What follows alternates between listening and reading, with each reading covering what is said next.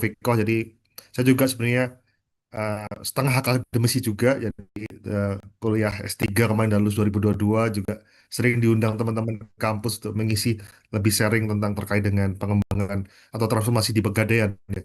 Dari yang dari hanya gadai sekarang mungkin juga lebih fokus ke emas. Kenapa emas hal yang penting? Karena mungkin salah satu safe haven ya investasi saat ini adalah emas. Yang menarik selama mungkin 3 atau 4 tahun terakhir, driven bisnis Pegadaian sekarang dia tumbuh dari emas. Sebagai informasi, data Mei 2026 kemarin, pertumbuhan emas kami itu tumbuh 142%. Di dalamnya ada investasi emas yang berkorelasi besar, dan ini relate dengan bullion bank ataupun bank emas. Jadi itu harapannya semoga emas-emas yang ada mungkin di masyarakat bisa dimonetize. Yang menarik, total emas di Indonesia itu kurang lebih 1.800 ton. Dan itu belum semua bisa dimonetize, mungkin hanya sekitar 20% yang bisa dimonetize, baik lewat industri, kemudian lewat seperti kami di Pegadaian. Kami di Pegadaian, kami mengelola kurang lebih saat ini 140 ton. Jadi kalau dari tadi yang 1.800, ekosistem ini hampir 10% itu kami kelola di Pegadaian lewat industri emas, baik di Bullion Bank maupun di Gadai Emas. Jadi hampir 10% di industri ini sirkulasinya masuk di Pegadaian. Dan dengan adanya Bullion Bank semakin besar untuk mengoptimalisasi terkait emas yang ada. Ini sedikit gambaran posisi emas sendiri di Indonesia adalah produser kurang lebih 100 ton per tahunnya. Mungkin salah satu yang terbesar tadi disampaikan Bu Rofiko adalah salah satunya di Freeport yang apa, salah satu industri yang pertambangan, kemudian smelter dan refinery yang cukup kuat yang ada di Indonesia. Kami salah satu perusahaan yang juga bermitra dengan teman-teman dari Freeport untuk bahan baku terutamanya, dan sebagian besar memang bahan baku mereka berikan kepada Antam, tapi juga kami berkolaborasi dengan teman-teman Freeport. Kemudian tadi ada 1.800 itu yang benar-benar, jadi ini termasuk yang disimpan di rumah, di apa yang tidak digunakan. Jadi harapannya ke depan ini bisa optimalisasi dengan adanya di Bullion Bank. Nanti ada produk-produk Bullion Bank, nanti kesampaikan ada 4 produk utama yang bisa mungkin beberapa bisa disinergikan atau digunakan oleh teman-teman yang di sini yang untuk berinvestasi. Lanjut. Jadi kami Pegadaian adalah pioner. Jadi yang pertama mendapat izin Bullion Bank atau Bullion Business pada tanggal 23 Desember 2024. Kemudian eh, ada launch ataupun diresmikan oleh Pak Presiden, oleh Pak Prabowo pada tanggal 26 Februari di kantor pusat Pegadaian. Pada saat itu ada Pak Prabowo sebagai presiden, kemudian Pak Erik pada saat itu sebagai Menteri BUMN, dan Pak Menko Erlangga yang juga sebagai mensupport terkait industri bullion ini, Menko Perekonomian. Jadi ini adalah salah satu pilar juga pemerintah mensupport terkait industri bullion yang ada di Indonesia. Dan kebetulan kami adalah salah satu perusahaan lewat anak perusahaan kami yang bisa mencetak sampai dengan 12,5 kilo pecahan. Kalau ini bisa dilihat adalah pecahan 12,5 kilo yang kami support untuk Central Bank salah satunya. Ini adalah salah satu pengembangan bisnis emas termasuk produksi emas yang ada di kami. Next. Ini sedikit gambaran regulatory ataupun aturan terkait dengan framework bullion activity atau bullion emas. Tadi saya sempat sampaikan bahwa salah satu kuncinya adalah di Undang-Undang P2SK yang terbit di tahun 2023 terkait pengembangan dan penguatan sektor keuangan. Di situ disebutkan bahwa Bullion Bank memiliki 4 produk utama. Salah satunya adalah deposito emas, kemudian ada produk pinjaman emas, kemudian ada penyimpanan emas, kemudian satu lagi ada terkait dengan perdagangan emas. Jadi 4 produk utama ini sebelah kanan ini, dan kami memperoleh izin yang paling lengkap pada saat itu dengan 4 produk utama. Jadi ada simpanan emas. Simpanan emas seperti apa? Artinya Bapak Ibu semua jika menyimpan emasnya atau deposito emasnya mendapatkan bagi hasil emas untuk itu. Jadi ini salah satu hal investasi yang bisa dilakukan dan teman-teman bisa mengoptimalisasi emasnya. Saat ini masih kita kembangkan lewat pengembangan aplikasi trading kami. Jadi kalau mau beli emas contoh 5 gram bisa ditempatkan di deposito emas di aplikasi kami dan akan mendapat bagi hasil berupa emas. Ini yang menarik ya, karena kalau biasanya kalau bank adalah rupiah, tapi kalau emas ini kan otomatis tren harganya naik dan nilai valuasi akan naik terus. Artinya nilai bagi hasilnya pun juga akan naik lebih tinggi dibandingkan nilai existing kalau dibandingkan rupiah posisinya. Kemudian produk berikutnya kita punya pinjaman modal kerja emas. Artinya ini pinjaman berupa emas ke emas. Artinya ada perusahaan ataupun industri yang butuh emas, kita support emas dan nanti pembayarannya juga berupa emas. Kemudian yang berikut ada titipan emas. Ini termasuk beberapa seperti perusahaan-perusahaan besar, baik mungkin industri emas itu bisa menitipkan emas di kami. Kami memiliki vaulting ataupun tempat penyiraman emas yang terbesar di Asia Tenggara. Dan ini salah satu yang saat ini kami andalkan sebagai jasa bisnis kami di titipan. Dan yang terakhir adalah perdagangan emas, nilai ekosistem yang paling besar di Pegadaian. Pada tahun lalu kita punya ekosistem kurang lebih 9 ton. Di tahun ini mungkin kurang lebih hampir 15 ton. Artinya kalau kita kita perhitungkan kurang lebih hampir 40 triliun size bisnisnya yang ada di Indonesia.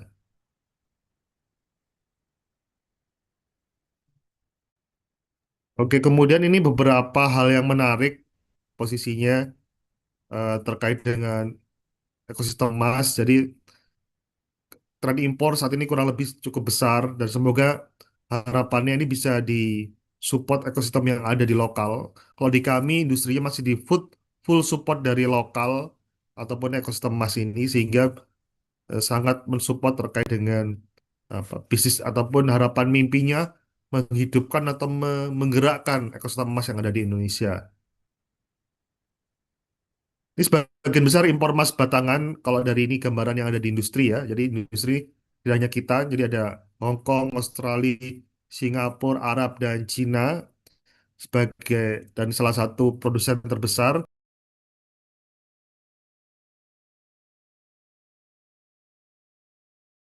This meeting is being Ini. recorded. Next.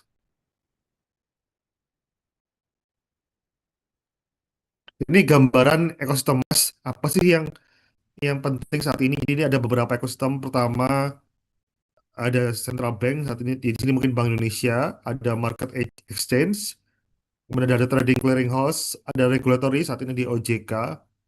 Kemudian yang baru terbentuk, kita punya asosiasi terkait dengan bullion, namanya Indonesia Bullion Market Market Association ataupun IBMA. Ke, kemudian posisinya ini posisi yang tadi produk yang ada 4 produk. Kemudian yang beberapa yang penting adalah miners, pertambangan, kemudian refinery, kemudian ada manufacturing, wholesale atau retailer, kemudian retail customer. Jadi ini adalah beberapa ekosistem yang penting dan berproses juga ke depan adalah Gold Council. Harapannya ini yang memberikan regulatory termasuk di dalamnya dengan IBME akan menetapkan harga standar ke depannya sehingga masyarakat akan lebih diuntungkan dengan perusahaan-perusahaan yang ada saat ini bisa memberikan benefit ataupun harga yang nggak terlalu jauh dengan harga standar emas yang ada di internasional. Next. Terus kemudian ini gambaran POJK yang ada. Jadi pertama produknya seperti apa sih produk yang ada di Bullion itu? Jadi di Bullion itu sebenarnya ada 2 produk, namanya ada allocated sama unallocated account. Kalau allocated ini adalah emas yang kembali harus sama exactly dengan emas yang dititipkan. Artinya ini emas ke emasnya harus sama. Sedangkan yang di tabungan emas atau deposito emas itu unallocated account. Jadi emasnya harus kembali dengan nilai yang sama. Jadi kalau nilainya 1 kilo diganti dengan 1 kilo dengan produk mungkin kalau itu Galeri 24 atau Antam dikembalikan dengan produk yang sama. Tapi kalau yang mulia ini jika dia beli setahun yang lalu ya produk emas itu yang 1 tahun yang lalu. Jangan untuk penggunaannya analog kita bisa bisa digunakan sebagai simpanan emas tadi yang sampai sampaikan. Jadi dapat apa bagi hasil emas saat ini kurang lebih di 1 sampai dengan 2% ya.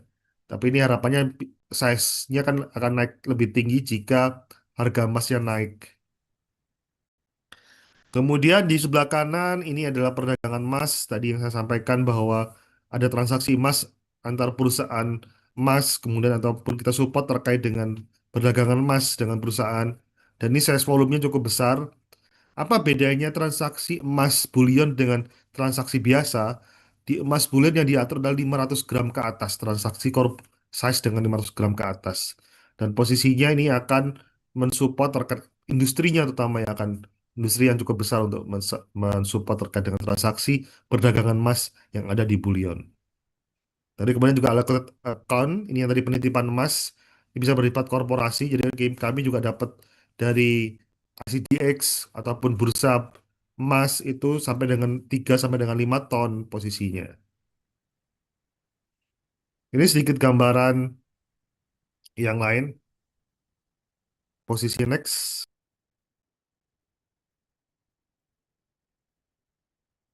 Saya mau izin 1 menit ya, mau pindah lokasi sebentar.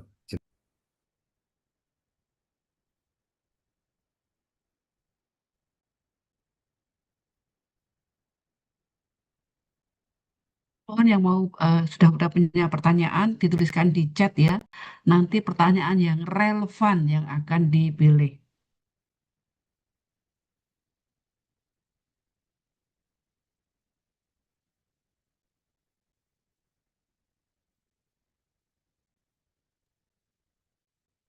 Oke, izin melanjutkan tadi. Untuk tabungan emas itu di kami investasi cukup murah ya dari 10.000 itu bisa dilakukan investasi tabungan emas.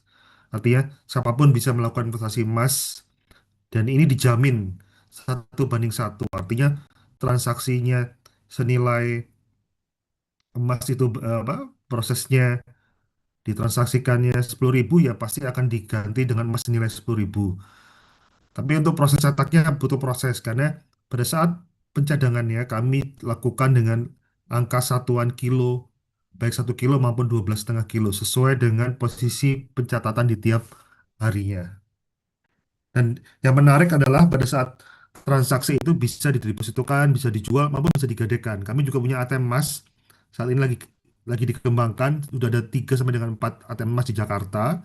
Nanti di tahun ini kita akan kembangkan di seluruh wilayah yang ada di Indonesia, sehingga teman-teman kalau butuh fisik bisa langsung ngambil di ATM emas kita sesuai dengan nilainya, baik 1 gram sampai dengan 100 gram yang paling besar. Oke, next. Kemudian ini gambaran kalau kita produk kita investasi, kita punya cicil emas dengan uang muka 10% ini bagi dari mitigasi risiko dengan posisinya kemampuan bayar dari customer. Kembali lagi ini dijamin emas 24 karat yang kami juga sesuai dengan permintaan denom cicil emas yang diminta. Sehingga kami juga akan membentuk hal yang sama dan itu akan bisa diambil pada saat selesainya cicilan emas. Next. Ini deposito emas saat ini kami punya deposito emas yang nilainya juga dalam bentuk emas dan ini tenornya beragam sesuai dengan kebutuhan emas yang ada. Nah, jadi ini harapannya bisa mengoptimalisasi daripada emas itu apa namanya eh, di rumah ataupun ini bisa di kalau teman-teman punya emas fisik ataupun perhiasan fisik kami punya juga namanya tempat di buyback atau penjualan emas lewat anak perusahaan kami sehingga bisa diganti dengan nilai yang sama untuk deposito emas dengan harga emas existing ataupun hari itu. Oke, next.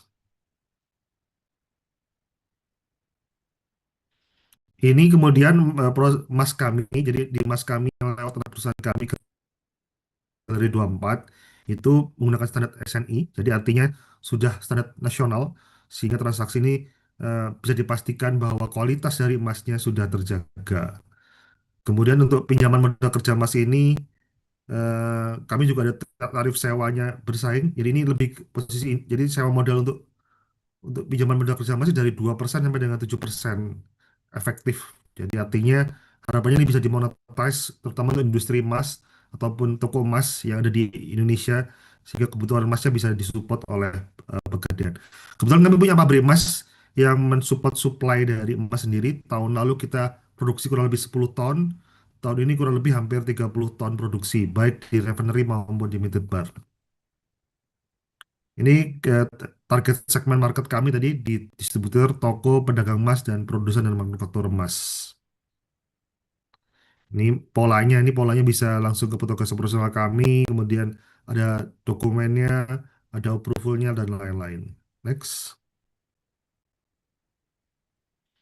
Ini jasa titipan yang kami sampaikan tadi.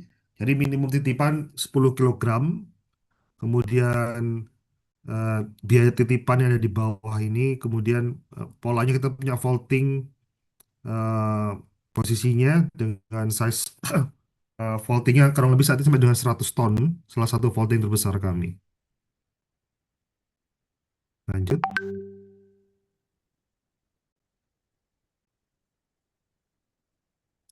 Next. Nah, kemudian yang menarik juga masih dapat bisa dioptimalisasi termasuk untuk pembiayaan porsi haji ataupun religi ya. Jadi bisa bisa porsi haji, bisa kalau yang teman-teman Hindu bisa mungkin ke Gangga ataupun yang lain. Eh, jadi ini bisa digunakan untuk porsi haji, umroh maupun wisata religi di masing teman-teman dengan posisi ini pembiayaannya dalam bentuk emas sehingga ada uang muka ataupun teman apa namanya standar emas yang digunakan di awal untuk haji, umroh maupun wisata religi. Kemudian di beberapa produk emas kami, gade emas, gade tabungan emas, gade titipan emas, kemudian juga ada gade emas sendiri. Next. Saat ini Tring ini baru launching di dalam 8 Oktober 2025 atau kurang lebih di 9 bulan yang lalu ya. Itu nasabah langsung kurang lebih di 5,2 juta nasabah. Kemudian ada transaksi emas tadi untuk OSL transaksi emasnya ada 4,6 triliun dalam waktu 7 bulan. Kemudian jumlah transaksinya kurang lebih di 23,6 juta dan yang menarik ini proporsi paling besar hampir 70% adalah Gen Y dan Gen Z. Jadi ini apa sudah bertransformasinya Gen Y dan Gen Z dan jarak antara Gen Y dan Gen Z tidak beda jauh. Artinya Gen Z mengalami transformasi investasi yang luar biasa, terutama terkait dengan emas yang ada di Tring ini. Next. Ini tadi sedikit gambaran proses ATM emas, jadi bisa lewat aplikasi kami. Ini proses termasuk genomnya dan teknisnya. Jadi kami siapkan posisinya di saat ini di 3 tempat ya. Di BRI sebagai holding kami, kemudian kami di Pegadaian dan di Galeri 24. Jadi dan kemudian ke depannya di semua kanal kami akan disediakan terkait dengan ATM Mas. Tapi kembali lagi yang menarik posisi trading ini cukup 10.000, jadi bisa investasi dari hal dari mudah daripada uang dipakai buat hal yang konsumtif mungkin bisa dialokasikan sebagian untuk investasi di emas.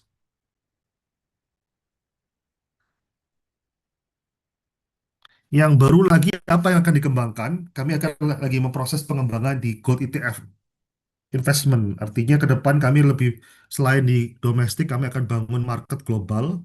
Ini lagi proses eh, di perizinan di OJK. Harapannya ini jika berjalan, nanti transaksi emas global kita bisa mensupport terkait dengan underlying emasnya.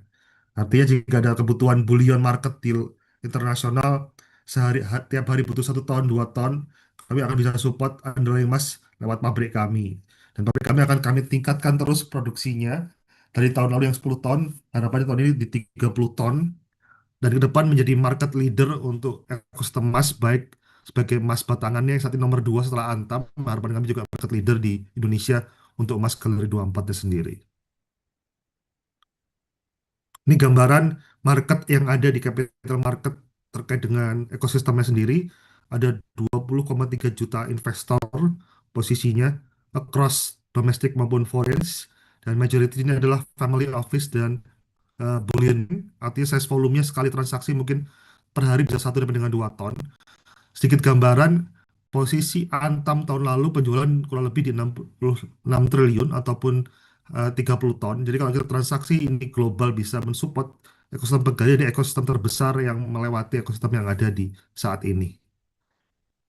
Saat ini untuk respondennya terkait produk ini sudah ada 515 individu dan 2, 8, 67 dana baik dapen, asuransi, efek dan lain-lain yang bersiap jika di launch dari Pegadaian, mereka akan langsung mengambil posisi kerjasama dengan eh, Pegadaian.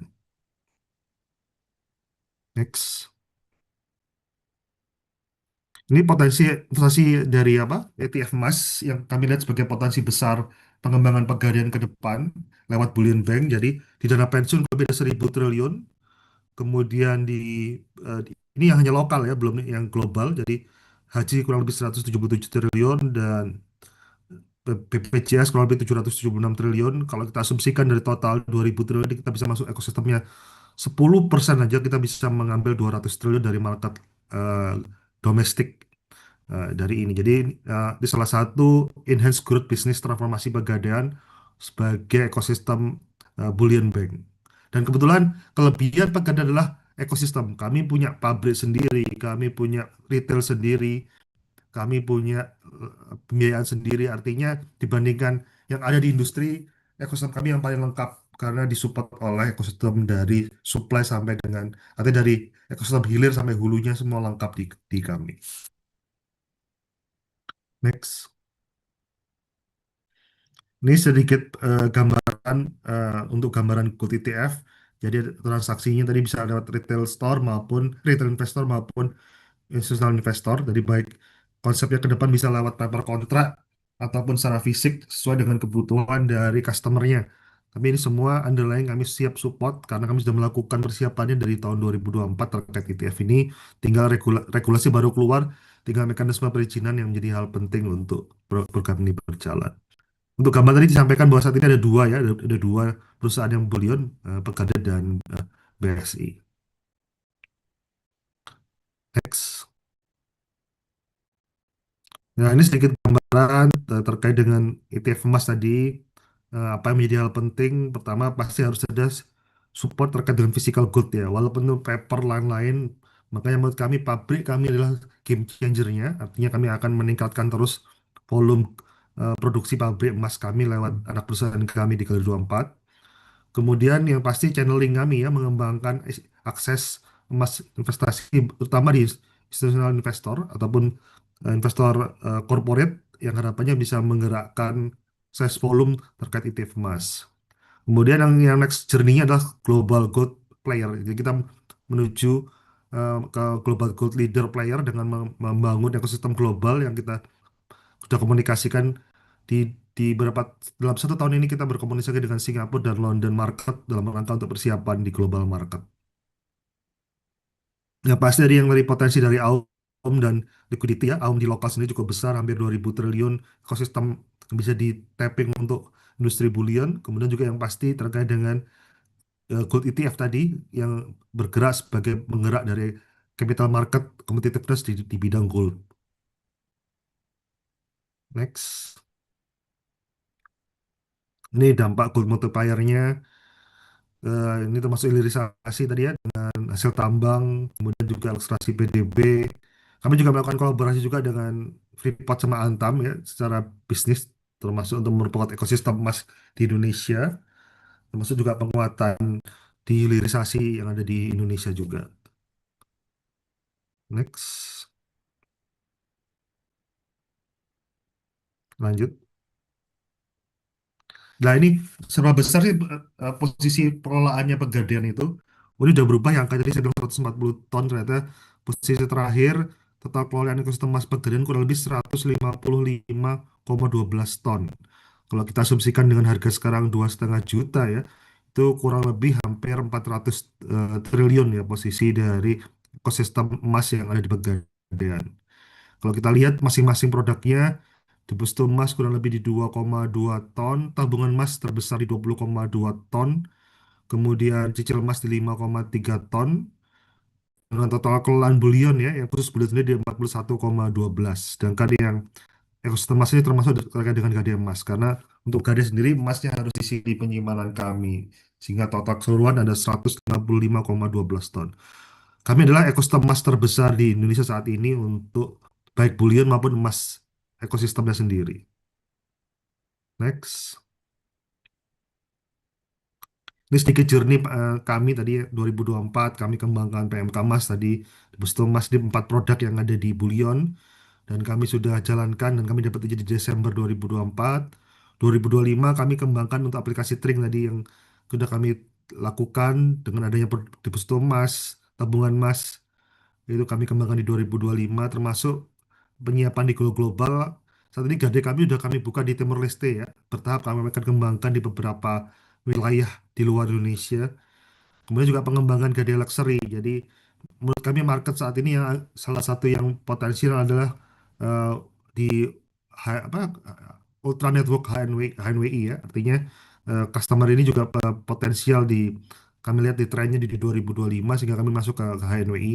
Jadi barang-barang mewah baik perhiasan, kemudian jam lain-lain ini jadi market market yang kami tapping juga untuk bisnis. Di 2026 tadi kami sudah punya ATM emas ada 3, kami kembangkan tambah terus. Ada ETF emas lagi proses perizinan di OJK. Kemudian juga ada mobile appraisal, jadi kami punya penaksir emas yang keliling yang bisa langsung jemput bola.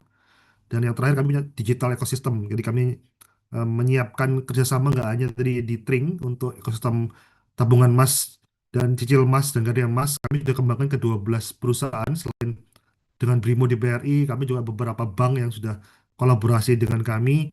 Yang baru di tahun ini rencananya ada dengan BCA, kemudian dengan BTN dan BNI. Jadi ini salah satu kami mengembangkan ekosistem emas. Kami lihat kolaborasi adalah kunci membesarkan ekosistem emas. Jadi kami lihat untuk mengembangkan ini kami berkolaborasi dengan teman-teman perbankan terutama yang punya ekosistem nasabah paling besar saat ini yang ada di Indonesia. Next. Ini sedikit gambaran journey kami untuk Bullion sendiri. Jadi kita lagi memperkuat tadi yang Galeri 24, meningkatkan kapasitinya termasuk refinery-nya. Dan kami lagi harapan berproses untuk mendapat sertifikasi London Bullion Market Association. Harapannya produk kami jadi global dengan sertifikasi global emas yang kami peroleh eh, ke depan.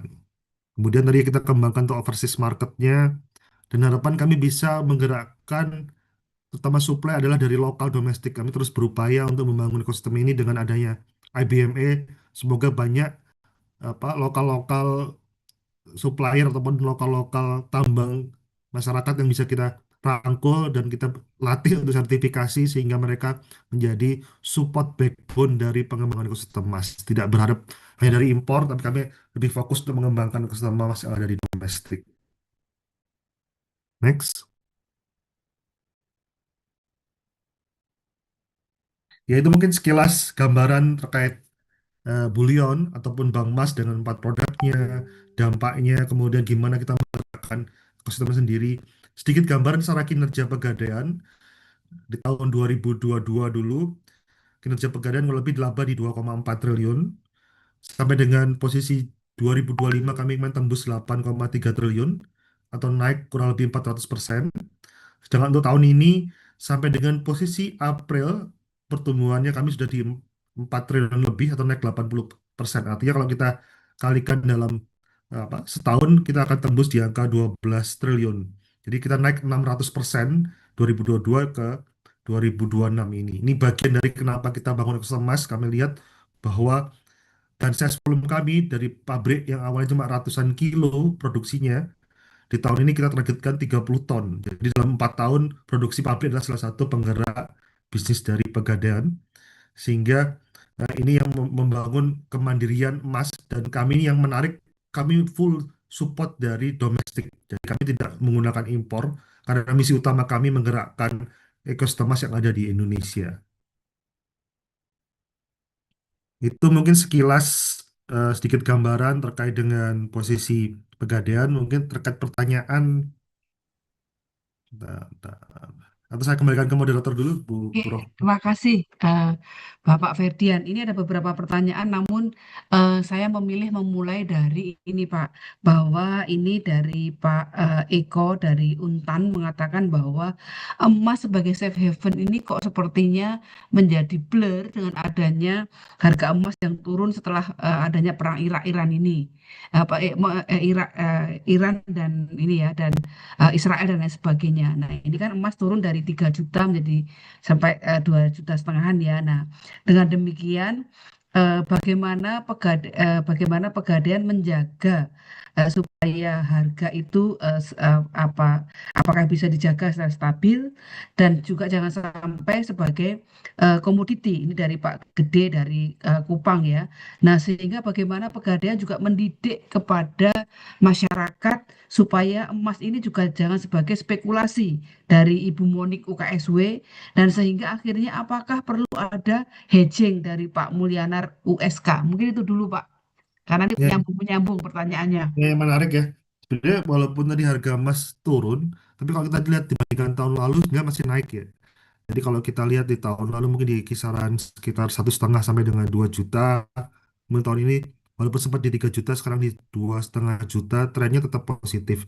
Kembali lagi, skema yang harus dipikirkan ataupun mindset yang harus dipikirkan adalah untuk investasi. Jadi kalau investasi kan lebih ke jangka menengah panjang, untuk investasi buat kebutuhan yang memang sudah ditargetkan, sehingga harapannya adalah uang yang apa, kalau zaman sekarang mungkin uang dingin ya, artinya uang yang digunakan untuk investasi yang di ini. Terus bagaimana Pegadaian, kalau harga mungkin lebih ke skema pasar ya, tapi kalau di kami terus support terkait dengan edukasi dan literasinya. Sehingga kalau literasi edukasi itu akan berhasil, demand terkait emas terus akan naik. Pasti kalau demand naik dengan supply yang tetap, artinya harga emas secara tren masih akan naik, posisi di luar dari kondisi makroekonomi maupun mikroekonomi. Dan yang menarik dari datanya Pegadaian itu, yang beli saat ini trennya tetap naik ya. Kalau kita bayangkan walaupun harga turun, jadi orang-orang ini udah mulai investasi. Jadi posisi yang beli dibandingkan menjual, di kami istilahnya di buyback, itu trennya yang membeli lebih tinggi dibandingkan menjual. Walaupun kondisi saat ini, dan yang menarik di posisi Juli ini tren udah mulai naik. Kalau kita lihat akhir Juni kemarin sempat 4.000 ataupun 3.900 per troy ounce, sekarang sudah di angka hampir 4.200. Artinya trennya mulai positif kembali. Tapi kalau kita dibandingkan tahun lalu, sebenarnya tahun lalu masih di kisaran 2.000 sampai dengan 2.500 per troy ounce. Artinya udah ada kenaikan mungkin 20 sampai dengan 40% ya dibandingkan tahun lalu. Dan ini berdasarkan data dari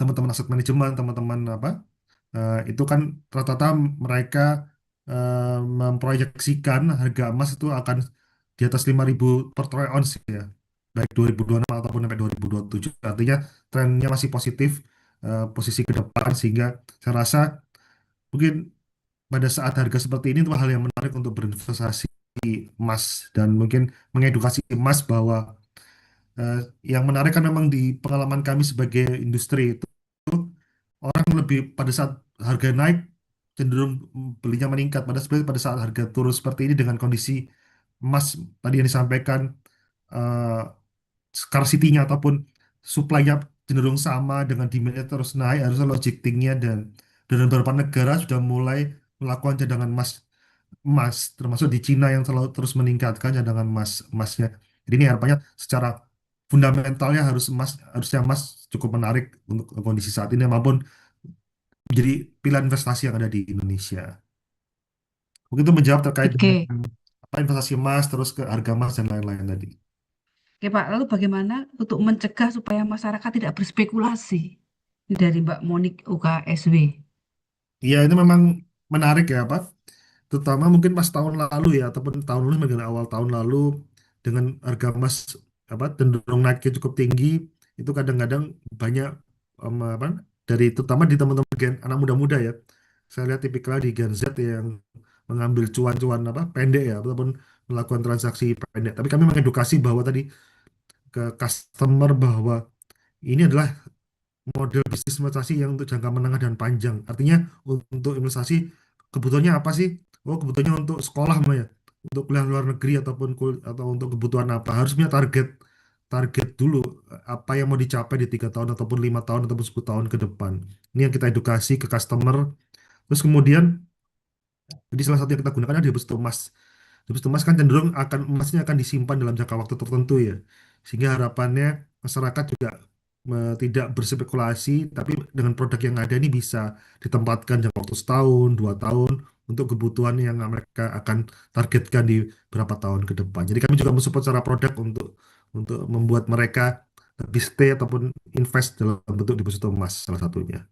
Oke, mungkin gini ya teman-teman sekalian ini di chat banyak yang nanya tentang bagaimana investasi perbandingan emas dengan perak, jangka pendek, jangka panjang. Ini akan kita jawab dalam webinar selanjutnya ya, Pak Amin ya. Kita akan mengundang ekonom dan juga trader dari Trimegah ya, nanti supaya dijelaskan kapan harus beli saham, beli emas, beli ini. Karena pertanyaan banyak seperti itu. Itu nggak saya jawab di sini ya teman-teman ya. Nanti next time Siap, ya ya, Pak Amin ya. siap, Oke. siap. Nah, sekarang berikutnya lagi Pak, ini ada pertanyaan yang sama dari Pak Hamzah UT dan Pak Ahmad Solikin dari Jambi ya. Bagaimana menjamin ketersediaan emas? Dilanjutkan dari Pak Raka dari UI ya, bahwa supaya ketika orang ngambil itu bisa 1:1. Nah, karena ini juga ada pertanyaan dari Pak Romario UI ya, sehingga kita nggak ragu lagi kalau kita memberi emas secara elektronik. Gimana nih Bapak mekanismenya? Oke, oke. Memang tadi saya yang terakhir agak keputus. Yang pertama terkait dengan apa? Bagaimana menjamin Ket- yang pas, yang pas, Ketersediaan emas ya, 1:1. iya, yang pasti di kami yang mendapat izin bulion itu harus emas satu satu banding satu ya. Tadi yang disampaikan Bu Rofiko artinya kalau emasnya itu punya 5 gram, ya pasti kami akan mencadangkan nilai yang sama posisinya. Dan menapa posisi kami ini secara ekosistem lebih kuat? Karena untuk pabriknya, kami punya pabrik itu sendiri di bawah anak perusahaan kami. Sedangkan mungkin pesaing, mungkin mereka kerjasama dengan pihak ketiga. Kalau di kami adalah ekosistem, artinya pada saat itu kami juga bisa langsung memproduksi kebutuhannya itu untuk pemenuhan apa namanya 1:1-nya sendiri. Sehingga secara risiko termitigasi dan ini juga bagian dari regulasi untuk izin bullion sendiri. Artinya sarannya saya mungkin menggunakan investasi yang mendapat izin bullion ataupun bank emas yang ada di Indonesia ya. Karena ada beberapa fintech yang punya produk yang serupa, tapi mereka nggak punya izin dan kadang-kadang posisinya nggak 1:1 mungkin. Jadi itu dipastikan lagi untuk yang sudah berinvestasi di apa di luar dari bullion. Oke, jadi ini ya Pak ya, nggak usah khawatir ya kalau misalnya tabungannya Betul. elektronik nanti mengambil pasti dapat fisik emas fisiknya ya. Oke, Ya. kemudian pertanyaan berikutnya ya Pak, ini ada beberapa dari teman, kan penambang emas itu nggak hanya kita bicara Freeport, bicara yang gede-gede ya Pak ya, tambang timah Hmm. atau Antam dan seterusnya. Nah ini bagaimana ada dengan banyaknya penambang-penambang lokal? Apakah itu juga dijadikan sebagai wahana dan kalau memang ini bagaimana menjaga kemutuannya? Terima kasih. Ya, ini yang menarik memang apa? Yang pasti saat ini kami berkolaborasi yang besar memang masih dengan corporate ya, apa? Dengan corporate swasta terutama karena memang kalau yang Freeport mungkin cenderung mensupport apa di Antam ya. Dengan untuk yang lokal ini kami berkolaborasi dengan beberapa termasuk dengan industri kami punya namanya IBME ya Indonesia Bullion Market Association yang membantu untuk mereka untuk mengambil sertifikasi. Salah satunya sertifikasi terkait SNI, kemudian izin terkait dengan apa izinnya lengkap ataupun bukan ilegal. Sehingga pada saat mereka punya sertifikasi SNI, itu otomatis kita bisa mengambil emas yang ada di lokal lokal apa lokal tambang ataupun lokal supplier yang ada. Sehingga edukasi ini yang penting. Dan kami selain berbisnis tadi yang membangun ekosistem emas juga kami melakukan edukasi lewat dan kebetulan beberapa pengurus dari direksi kami ada beberapa yang menjadi bagian dari IBM ya, Indonesia Bullion Market Association, untuk mensupport terkait dengan ekosistem lokal, terutama dengan tambang-tambang lokal yang ada di Indonesia untuk minimal memiliki sertifikasi ataupun SNI sehingga bisa mendapatkan izin secara nasional untuk mensupport Jadi izin ya Pak ya, yang pertama ya harus legal ya. emasnya sendiri. Oke, ini ada beberapa pertanyaan lainnya ya Pak. Ini juga sebenarnya teman-teman tuh yang awam pengen tahu. Hadirnya Tring ini juga teman-teman marketing mengatakan banyak sekali platform yang lainnya. Lalu apa value propositionnya dibandingkan dengan platform lainnya? Kan yang lain juga menawarkan juga kan. Dan setelah kita nanti download, kita bisa menabung dan lain sebagainya. Tadi sudah dijawab bahwa pasti akan dapat fisiknya. Tapi bagaimana kehadiran ATM emas di Indonesia ini? Apakah juga ini karena banyak teman dari luar Jawa, Pak, itu kira-kira kapan planningnya ada? Supaya apa tenang ya kalau ada ATM emasnya dan pecahannya berapa saja dan kalau kita untung rugi itu apakah dari harga atau apakah itu dari bagi hasil kemudian bagaimana ini ya kaitannya dengan kalau pajaknya itu apakah final atau seperti apa ini banyak yang teknis nih Pak silahkan Bapak. Iya, ya, makasih ya. Pak. Ini kayak banyak investor ya, Bu. Bu Rafika. Jadi belajar untuk investasi emas, yang pasti tadi untuk trading kan mulai 10.000 ya. Kalau komputer lain mungkin jauh lebih lebih besar ya. Artinya propositionnya artinya semua bisa untuk investasi di emas. Terus kemudian kami punya produk tadi deposito emas. Kayaknya nggak kayak yang baru dapat izin salah satunya kami ya, untuk deposito emas. Yang lain masih belum dapat izin. Artinya masih bisa dimonetize untuk bagi hasil emas yang posisi yang kedua. Jadi terus yang menarik kami juga punya harga yang kami rilis di aplikasi juga. Jadi bisa lihat tren apa posisi harganya emas ini kita update terus sesuai harga ya kami sambungan dengan Kitco di Gold. Artinya harga kami juga kompetitif sehingga posisi jual belinya lebih tipis ya dibandingkan yang ada di industri. Kalau sedikit gambaran mungkin tadi di industri mungkin di atas 5%, kami jauh di bawah itu. Artinya kami di range 2%. Jadi artinya customer diuntungkan tuh kalau pada saat harga naik pasti akan merasakan kalau naiknya 15% mau dijual masih 13% atau 12% untung. Tapi kalau di tempat lain mungkin keuntungan jadi tergerus karena posisi buybacknya lebih rendah. Jadi either mau dimonetize tadi untuk di Pustomas ataupun gade lain ataupun bisa dijual dengan posisi buyback yang lebih menarik dibandingkan yang ada di industri ya. Dan yang paling penting kami mendapatkan izin bullion artinya secara keamanannya itu eh, apa pasti 1 banding 1 sehingga investor bisa percaya bahwa secara risk management udah cukup baik. Gitu. Di mute ya Bu Rafiko sih masih di mute Bu. Iya, Ya.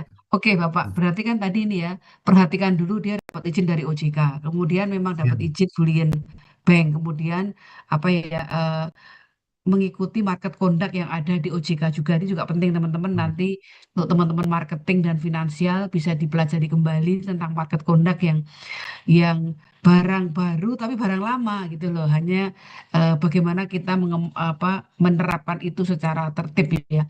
Bapak ini masih ada banyak pertanyaan ini ya. Misalnya adalah emas sebagai investasi, emas sebagai spekulasi, emas sebagai hedging. Nah, ini menurut Bapak seperti apa pandangan Bapak? Ya, tadi yang menarik ya, mungkin yang paling berat dulu kan emas bagi hedging mungkin ya. Emas bagi hedging kebetulan kalau kami kan transaksinya karena langsung saat itu juga lebih ke spot sehingga tidak ada apa hedging dan customer mungkin secara positif diuntungkan ya karena harganya real time yang ada. Karena kalau hedging kan ada extra cost yang harus mereka bentuk untuk risknya sehingga kalau di kami pada saat itu spot. Tapi yang menarik dicicil emas tadi kami kalau pada saat harga saat ini turun Maya, terus kemudian 1 tahun lagi naik mungkin 20%. Artinya harga emasnya dikunci dengan harga saat ini. Dan mungkin untuk biaya lain-lain anggapnya 8% sampai 10%. Artinya mereka dengan cicil emas, mereka bisa surplus 10% tuh. Kalau kita bandingkan tahun lalu mungkin 2025 ya, pada saat harga emas sempat naik hampir 40%, 50%, itu customer bisa surplus 40% dengan karena harga emas dikunci pada saat awal 2025 ataupun akhir 2024. Jadi eh, tinggal pembayaran sesuai dengan kemampuan. Artinya kalau teman-teman punya punya kemampuan bayar 5 juta ya per bulan. Itu asumsi setahun kan berarti 60 juta ataupun 2 tahun 120 juta. Pada saat harga emas itu naik 50%, teman-teman dapat surplus kurang lebih 60 juta ekstra ya. Tinggal dikurangi dengan biaya pinjaman mungkin bisa dapat 50 juta ekstra dengan ataupun hampir 30-40%. Ini asumsi jika investasi cicil emas dilakukan jangka waktu setahun atau 2 tahun. Tapi kembali lagi saya minta horizon investasi itu penting untuk kebutuhan ya. Jadi bukan tadi yang disampaikan bukan spekulasi tapi memang kebutuhan apa yang memang dibutuhkan secara customer. Tapi untuk cicil emas itu bisa dikunci di harga di awal karena memang dibeli emasnya pada saat itu nanti disimpan tinggal nanti pada saat cicil emas sudah selesai akan diberikan pada saat nilai yang sama pada saat cicil emasnya. Oke, kemudian berikutnya Pak. Sebenarnya apa tantangan terbesar Pegadaian masuk ke dalam bisnis Bullion Bank? Nah, ini kan persaingannya tidak hanya sesama dengan Bullion Bank, tapi juga banyak sekali perbankan syariah yang juga menawarkan produk yang sama ya. Nah, tantangan kedua adalah banyak masyarakat yang masih senang menyimpan emas dalam bentuk perhiasan dan itu di rumah gitu, Pak. Nah, ini untuk mengedukasi mereka ya ada harganya juga sih kita simpan di rumah. Tapi kan mungkin lebih rendah ketika dia dibandingkan dengan batangan ya. Itu gimana Pak penyeimbangannya? Ya, yang menarik pasti mengedukasi tadi ya, kita literasi itu terus kita berikan, terutama tadi posisinya kepada masyarakat ya. Kebetulan ini ada fenomena yang menarik di anak perusahaan kami itu sekarang banyak orang-orang menjual perhiasannya diganti ke emas batangan. Jadi artinya di di kalangan masyarakat sudah mulai terbangun investasi emas, terutama di memonetize untuk fisiknya ya. Artinya dengan dia mengganti dengan posisi perhiasan terus dijual di nilai yang sama, kita bisa memberikan nilai yang sama dalam bentuk batangannya sehingga mereka berarti artinya sudah bisa mengoptimalisasi walaupun belum belum belum masih masih ada ruang untuk optimalisasi, tapi trennya sudah berubah.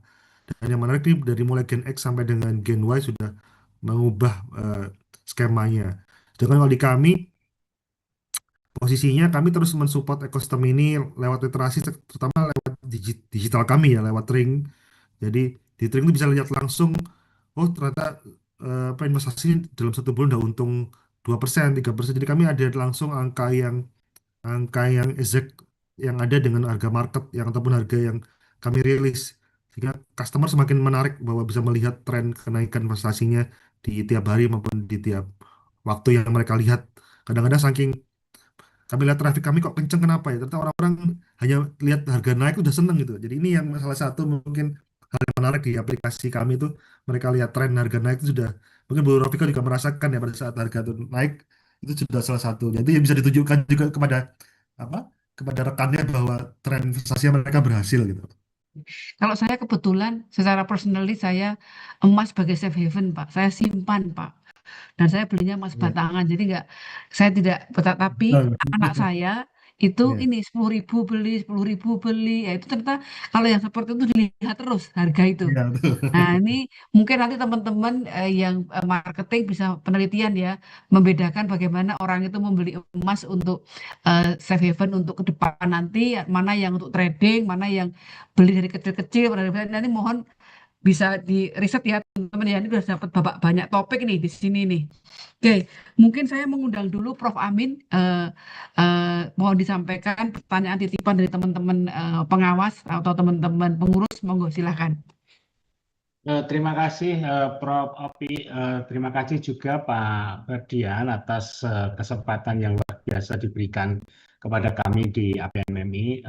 Banyak sekali pertanyaan yang tentu saja keingintahuan yang luar biasa terhadap bullion bank ya, karena ini sebagai salah satu hal yang baru. Karena dulu kalau kita bicara Pegadian itu awal-awal tahun 1990-an kita sering kerjasama dengan Pegadian itu lokasinya dekat pasar, lalu kemudian membantu perekonomian pedagang di pasar. Tapi sekarang kan sudah bergerak ke arah yang sangat berbeda dibandingkan yang masa lalu. Nah, mungkin saya melihatnya dari perspektif dari strategi ya. Eh, tapi saya melihat dari sudut pandangnya Bang Bullion. Dalam konteks industri yang terkait, yaitu banking, karena ini namanya juga Bullion Bank begitu. Bagaimana positioning dari Bullion Bank ini di antara sekian banyak pelaku industri perbankan di Indonesia, Pak Ferdian? Karena kita tahu di sana ada bank yang kecil, misalkan BPR, ada juga bank-bank dengan aset yang besar, bahkan ada bank syariah dan sebagainya. Nah, saya ingin melihat dari perspektif positioning bank ini di dalam industri perbankan seperti apa? Terima kasih Pak Ferdian. Ya, terima kasih Pak Amin, ini hal yang menarik ya. Karena tadi saat ini kan memang baru dua yang mendapat izin Bullion Bank, tapi kami bangun kolaborasi Pak Prof Amin. Jadi untuk aplikasi kami tadi sempat terhubung dengan 4 marketplace besar dan beberapa bank besar saat ini yang sudah ada dengan Brimo, OCBC, lain-lain. Artinya dengan itu orang bisa lakukan investasi tabungan emas lewat aplikasi yang mereka juga. Jadi Tring bisa terhubung juga dengan aplikasi teman-teman perbankan. Tapi yang terpenting, kami memperkuat ekosistem kami. Artinya emas ini kan harus ada fisiknya ataupun harus mencadangkan emas senilai yang sama. Jadi walaupun transaksi di Brimo, di OCBC dinyala ataupun di nanti ke depan di apa? Di BCA Mobile atau kemudian di Wonder itu masih akan kami support secara fisik karena yang punya izin secara ekosistem adalah Pegadaian untuk yang saat ini dan kebetulan kami punya pabrik emas under anak perusahaan kami sehingga secara risiko aset liabilities match-nya akan termitigasi. Artinya jika ada hari ini tiba-tiba ada 100 kilo kayak kejadian di Cina kemarin itu kan itu seperti di Januari itu permintaan emas cukup besar Pak Amin. Jadi sehari kadang-kadang bisa ada 200 kilo, 300 kilo dalam sehari. Di hal yang sama kami harus menyiapkan itu. Sehingga itu hal yang tadi disampaikan hal ini yang kita siapkan. Sedangkan kalau di mitra kami itu posisi yang tadi yang teman-teman perbankan kami supply kebutuhannya walaupun juga ekosistem permintaan emas tinggi juga kami supply 100%. Inilah bagian Bulian juga bergerak bersama dengan teman-teman perbankan ya. Saat ini memang kita kolaborasi dengan bank-bank besar karena memang kami berdasarkan sales volume dulu yang kami kejar sehingga harapannya nanti menjadi ekosistem besar emas untuk orang investasi emas atau melek emas lebih tinggi lagi ke depan gitu. Ya, terima kasih. Satu lagi ya, Bu Opi ya. Monggo, Eh, monggo. eh, Pak Ferdian, ini kan dulu kita kenal banget sih sama Pegadaian. Generasi saya generasi yang kenalnya Pegadaian. Tapi Ya, sekarang kita berhadapan dengan generasi milenial dan mungkin generasi Z juga semakin banyak.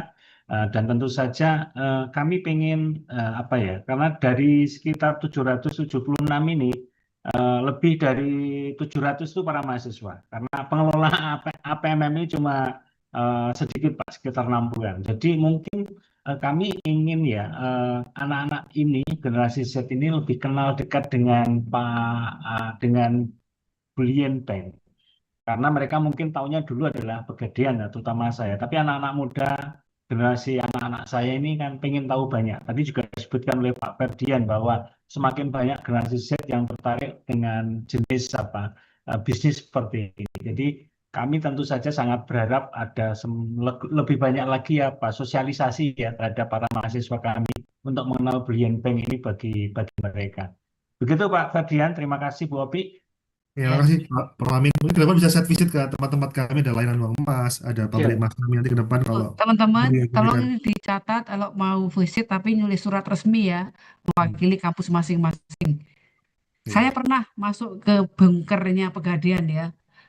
iya, itu sangat sangat ketat tuh. Ya. Hmm. Oke, makasih Prof. Amin. Ya. Oke, ini ada pertanyaan lain lagi ya Bapak. Ini dari Ibu Novika UGM ya. Dari perspektif kompetitif strategi, bagaimana Bu Yenpeng membangun sustainable competitive advantages mengingat emas ini adalah produk homogen. Ya, ya, ini yang menarik ya. Sebenarnya Pegadaian ini kan sudah secara kemampuan strategiknya ataupun kompetitifnya sudah 125 tahun ya. Mereka punya namanya appraisal, gold appraisal dari. Jadi salah satu kelebihan dari Pegadaian itu. Tapi gimana kita menjaga nilai kompetitif ke depan? Tadi kita go global ke depannya. Karena dengan kita menginisiasi go global yang pertama dan market entry yang pertama, pasti yang dia akan dikenal di market di global pasti akan Pegadaian. Jadi ini salah satu bagian untuk Pegadaian sendiri untuk memperkuat itu. Yang kedua, pasti akan kami memperkuat supply-nya kalau di secara ekosistem ya. Dengan banyak yang mitra yang kolaborasi dengan kami ke depannya. Jadi customer kami ini bukan hanya 6 juta di Tring nanti ke depannya, tapi mungkin bisa jadi 100 juta total, berarti 30 juta di Brimo, kemudian 10 juta di Wonder, itu semua akan terhubung dengan ekosistem emas yang ada di Pegadaian. Dan buat kami, dengan literasi, dengan lintas ekosistem ini, ataupun dengan teman-teman perbankan maupun ke depannya dengan marketplace yang semakin besar, otomatis ini meningkatkan bullion market atau bullion bank yang ada di Indonesia sendiri. Artinya, size volume-nya akan menjadi salah satu yang terbesar di dunia nanti ke depannya dengan kalau kita lihat tadi kan posisi produksinya emasnya Indonesia hanya 100 ton ya. Tapi kalau kita mengenai ekosistem mungkin akan lebih besar daripada itu untuk ekosistem yang ada di Indonesia untuk penguatan produksinya sendiri. Termasuk tadi yang penguatan lokal produser ya untuk tambang-tambang jika itu disertifikasi lain-lain. Jadi dua sisi di Pegadaian akan diperkuat terus secara supply dan ekosistemnya akan global, tapi secara marketnya sendiri dengan kolaborasi dengan market existing yang ada di domestik dan ke depan di global, size volume emas di Indonesia akan meningkat lebih jauh dibandingkan dengan negara-negara yang lain posisinya. Oke, ini ada pertanyaan dari Pak Solihin Jambi ya, Terus Jambi. bahwasannya Pegadaian ini tengah membangun ekosistem emas melalui lebih digital, yaitu melalui ETF, IGR, dan ini bagaimana transformasinya dengan prinsip bahwa setiap gram emas digital harus setara dengan emas fisik yang nyata. Nah, ini kan berarti kan bagaimana back office-nya Pegadaian memastikan itu, dan bagaimana nanti tadi sudah dijawab sebelumnya bahwa pasti akan dikasih ya Pak. Tapi Iya. kemudian juga ada pertanyaan lagi tadi, gram-gramannya berapa? Sepertinya kok minimal 5 gram ya. Nah, ini gimana? Makasih Bapak. Oh iya, jadi gini, tadi ada dua produk yang berbeda ya. Ada yang tabungan emas yang mulai 10.000, ada yang deposito emas tadi yang mau disampaikan Bu Rofika minimal 5 gram ya. Tapi itu yang deposito, kalau teman-teman kumpulkan terus bertahap yang tabungan emas itu nanti pada saat senilai 5 gram bisa dijadikan deposito emas yang mendapatkan bagi hasil emas tadi eh, posisinya. Jadi apa? Karena memang untuk deposito emas ini kan posisinya kita ngelempar juga ya, artinya ngelempar ke pinjaman ya, karena 10.000 lemparannya ke pinjaman mungkin susah ya. Tapi yang 5 gram ini kan secara size mungkin bisa dilempar ke toko emas dan lain-lain ya. Lalu bagaimana Pak mekanisme atau prinsip-prinsip emas bisa menjadi agunan untuk pinjaman? Ya, yang saat ini yang kita kembangkan tadi salah satunya ada gadai tabungan emas ya, artinya yang digital tadi ibu punya 10 gram itu langsung tiba-tiba kalau dibutuh diklik gadai 1 menit langsung cair eh, uangnya langsung. Dan artinya sudah bisa digunakan posisinya sebagai underlyingnya untuk emasnya tadi. Oke.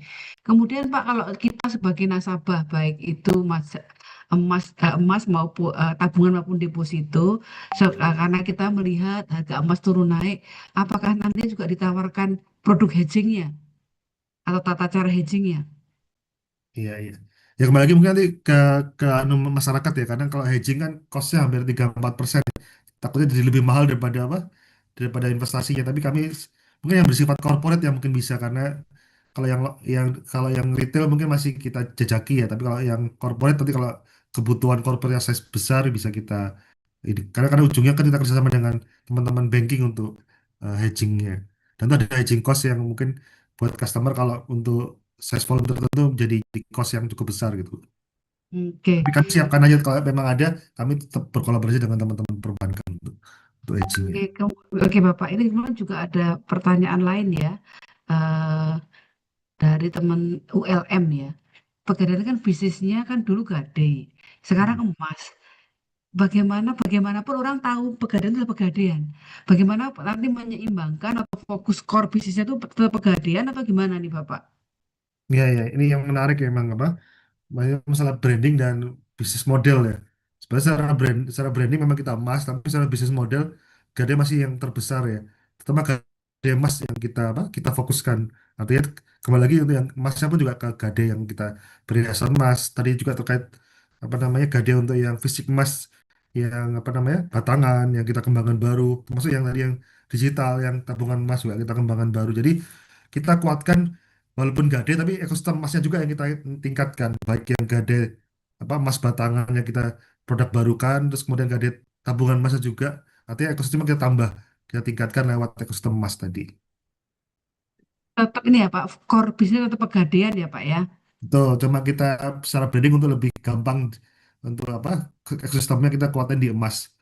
Oke, Eh, jadi hari ini kita membahas Pegadaian sebagai bullion bank, tapi teman-teman kalau punya laptop, punya handphone masih bisa digadekan ya Pak ya. Bisa tadi termasuk luxury juga, bapak-bapak punya punya Punya jam tas Hermes boleh ya itu langsung itu. digadekan. Nah itu harganya naik ya Pak ya. Ya. Di beberapa daerah malah ada apa namanya wisdom juga, artinya contoh kalau di NTT ada apa namanya gading atau apa ya, tapi yang di marketnya memang ada yang cukup hidup, kita kita jalankan juga di daerah-daerah, termasuk batik di Jawa Tengah itu masih ada juga. Hmm. Berarti ini ya teman-teman, kalau zaman dulu Pak Amin, nenek kakek saya itu bahkan menggadekan piring, menggadekan kain gitu ya. Apakah saat ini masih ada Pak? Sampai Masih ada, seperti itu. sebagai gambaran kami ada apa namanya gada itu kelas-kelasnya, yang paling paling kecil namanya eh, kita golongan A itu di bawah 500.000 Bu. Termasuk dari apa namanya garpu sendok satu satu ini bisa dapat 50.000 100.000 pinjaman itu masih ada. Hmm. Tuh teman-teman, jadi yang apa kalau terkendala bayar kuliah itu masih bisa tuh punya apa saja. Nah, kemudian Pak ini juga ada perkembangan ya Pak. Apakah apakah Pegadaian juga memiliki porsi yang cukup signifikan untuk menggadai mobil? Apakah itu cukup sertifikatnya apa BPKB-nya atau juga mobilnya Pak? Iya, kalau yang saya tahu mungkin BPKB ya, tapi kalau mobilnya kayaknya ditempatkan di kami kalau nggak salah ya, Pak, untuk yang gade BPKB, kendaraan bermotor ya. Tapi di kami ada sih posisinya untuk itu. Selain gade gudang ya, yang ditempatkan di gudang kami. Oke oke. Eh, Teman-teman ini kita sebenarnya sampai Bapak waktunya sampai jam berapa Pak? Nah, Kalau masih bebas. ada Terus bebas kemudian ya. juga Oke. buat sedikit gambaran yang kekinian juga ada, gade obligasi ada kami, gade saham juga ada. Nah, Jadi ini semua zaman now juga ada. ya, jadi bahkan saham pun bisa digadekan, obligasi bisa. Bagaimana kan mekanismenya Pak? Karena kan juga ada saham gorengan, saham Ya. apakah ada tata caranya? Bisa diceritakan itu Pak? Saat ini kami masih yang apa? Yang IDX 80 kalau nggak salah ya. Jadi yang 80 itu termasuk kayak kalau saat ini mungkin kayak BRI contoh yang pada saat harga saat turun kan kalau dijual rugi tuh. Mending kita apa? Kita apa beli lagi dengan digadaikan atau mungkin di periode tertentu mungkin di Januari terus nanti April dapat dividen yang nilai dividen lebih besar daripada biaya kos gadainya kan bisa jadi seperti itu juga. Contoh seperti itu. Jadi beberapa bisa dioptimalisasi termasuk obligasi apa juga bisa dilakukan untuk jika punya kebutuhan likuiditas bisa digadekan. Tapi untuk semakin bagus sahamnya LTV-nya pasti akan semakin tinggi gitu. Jadi yang punya saham bisa sebagai investasi, bisa juga sebagai apakah menunggu itu dividennya atau menunggu capital gain-nya bahkan bisa digadekan ya Pak ya. Betul. Apa bedanya gadainya pegadaian saham dengan gadainya yang ada di sekuritas ya? Kalau di sekuritas itu harus digunakan untuk beli saham. Kalau di kami gadai sahamnya bisa digunakan untuk kebutuhan yang lain. Itu lebih Hmm. lebih bebas gitu. Ya, jadi ada dua ya teman-teman ya yang tadi punya saham ya. Oke, Pak, ada nggak standar tertentu? Jadi ketika kita kepepet datang ke Pegadaian, barangnya nggak ditolak, Pak. Yang ditolak tuh yang kayak apa, Pak? Ya, yang pasti barang palsu ya kalau apa? Yang itu pasti barang palsu apa? Jadi kalau di emas ada namanya senyawa mirip emas namanya wolfram dengan berat massa yang sama. Itu yang paham orang-orang penaksir emas di kami ya. Dan kebetulan pendidikan kami yang salah satu andalanya pekerja adalah penaksir emas ya. Itu kebanyakan di perhiasan Bu Rafika. Artinya kalau perhiasannya itu dicampur karena dicampur emasnya sebagian ataupun dicampur sebagian massa yang mirip kayak emas itu yang sangat berisiko. Dan itu bagian risk manajemen kami. Kami punya alat, punya mekanisme untuk pengecekan dan lain-lain. Oke, itu kalau emas ya, Pak. Kalau barang biasa ada nggak, Pak? Yang pasti akan ditolak. Pasti akan ini ditolak ya. Ya Atau mungkin ditolak kalau karena apa? iya iya. Biasanya kalau di elektronik ya pasti apa namanya kualitas elektroniknya kurang baik ya. Artinya mungkin apa pada di saat dicek segelnya itu bukan barang bukan barang kualitas yang baik ataupun minimal ada standar 80% kan kalau di kami 80-70% kualitasnya ya, itu mungkin nggak memenuhi kualitas tertentu gitu. Ya, jadi tidak usah khawatir ya Pak, barang-barang sepanjang itu bukan barang palsu ya, pasti ada nilainya ya Pak. Hanya Ya. masalah nilai ini Pegadaian punya penaksir. Nah, Betul. pertanyaannya Pak, bagaimana menyiapkan orang menjadi penaksir? Itu apa sih Pak latar belakangnya? Apakah juga teman-teman MM ini kalau lulus bisa menjadi penaksir? Atau ada sekolah khususnya? Ya di kami pada saat masuk itu ada apa pendidikan kurang lebih hampir 6 bulan ya. Jadi ada sertifikasi itu termasuk pemahaman tentang kimianya ya, alat-alat apa senyawa kimia, terus kemudian batu-batuan, terus kemudian cara menaksirnya. Jadi itu memang butuh butuh kayak di apa namanya diedukasi kurang lebih